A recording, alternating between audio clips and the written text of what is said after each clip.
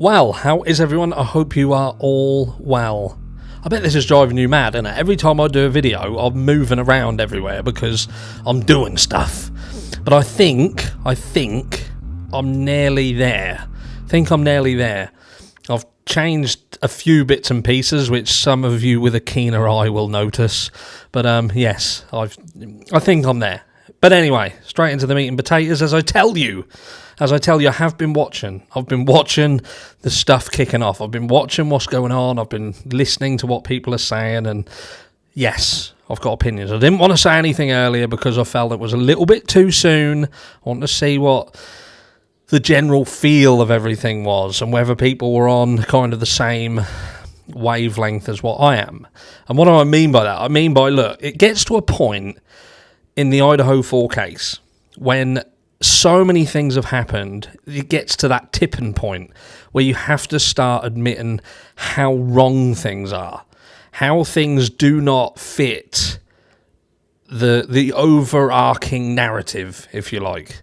And what do I mean? I hear you say. I mean this, look.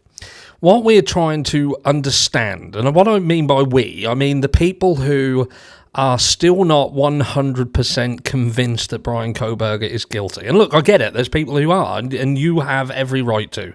You have every right to your opinion. Just like I have my right to my opinion, the people who want to give him the benefit of the doubt have the right to their opinion, and so on and so forth. And I saw some comments, and they were like, oh, well, you're saying that Bryan Kohberger is innocent until proven guilty, but you didn't give the same sort of understanding of the roommates who survived. And I've got two words to that, and that is fuck off. And I say that wholeheartedly, and I mean it, because the things that we've questioned them on are things that should be questioned. And you would also question had you had skin in the game. But because you don't have skin in the game, you can wash your hands of it and point the finger and tell people they're wrong if they dare to question why it took these people 8 hours to call 911. I've said it and I'll say it again. You can't have your cake and eat it. You can't say that you heard something or you saw someone and then take 8 hours to call 911. You can't do it. If you was asleep, if you was nutted off your face because you've been sucking on magic mushrooms until the cows were flying, then I can appreciate it. But just say it. Don't turn around and say that you're an eyewitness. You watched someone come in, you watched them to the point where you can say what their eyebrows was like, but then try and say that we shouldn't ask why it took you 8 hours to call 911. So that is one of the big points. But this is the major one. And that is, if it was Bryan, how did he get into this house? First of all, how did he get there and why did he go there on this specific night? And how did he know he wasn't going to walk into a house that had 30 people in it? That's my big question. Second one is, how did he do it as quickly as what he did and get out of that property as quickly as what he did without anything taken from him? And what I mean by that is any evidence, any DNA from these victims. What we hear from the people who talk about this crime and what happened is it wasn't nice. It wasn't pretty. And I'm trying to remain YT friendly to a degree, but you know what I'm talking about. If you've heard the reports and the statements made by like Steve Gonsalves, we know.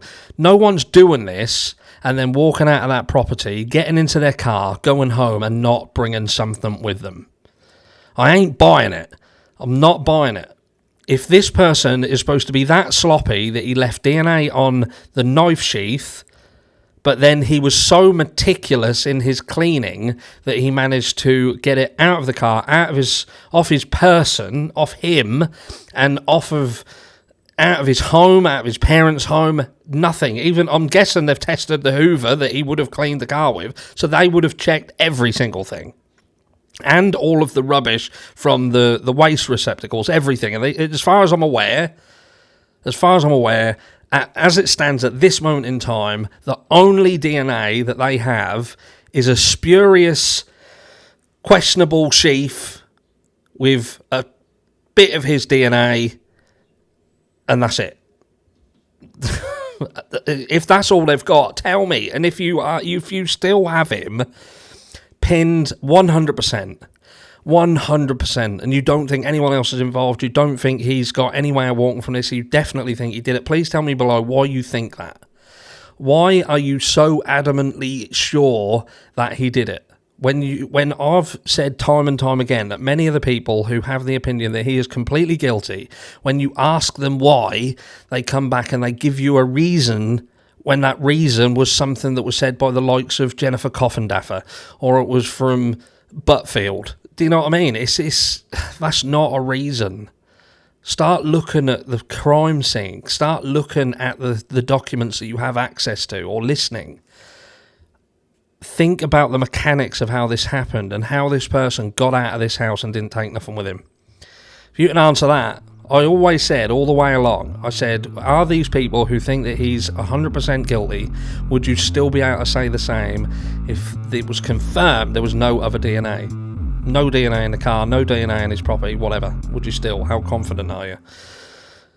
Need to know people's thoughts. It's Saturday. I hope you have a fabulous, fabulous weekend. And I shall catch you all in the next one.